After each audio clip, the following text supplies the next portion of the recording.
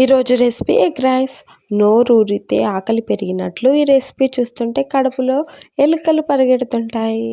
ప్రాసెస్లోకి వెళ్తే అతిథి వస్తే ఆకలి తీర్చాలి, ఎగ్ రైస్ ఉంటే కడుపు నింపాలి అన్నట్టు. ఇప్పుడు గ్యాస్ మీద బౌల్ పెట్టి అందులో ఆయిల్ వేసి 4 గుడ్లు కొట్టి వేయండి. వాటి మీద కారం, ఉప్పు వేసి బాగా ఫ్రై చేసి ఒక ప్లేట్లోకి తీసుకోండి. మళ్ళీ అదే బౌల్లో ఆయిల్ పోసుకొని ఆనియన్స్, మిర్చి, బీన్స్, క్యాబేజీ వేసి బాగా కాలాక బాగా ఫ్రై కానియాలి. ఫ్రై అయ్యాక మనం ఎందుకంటే వెజిటేబుల్స్ కూడా వేసుకున్నాం కదా, అందుకని మీరు క్యారెట్ వేసుకోండి. నేను క్యారెట్ లేదు కాబట్టి నేను స్కిప్ చేసా.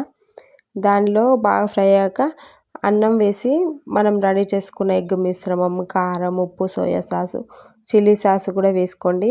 మీరు కారం చూసి వేసుకోండి, ఎందుకంటే పచ్చిమిర్చి కూడా వేసుకున్నాం కదా.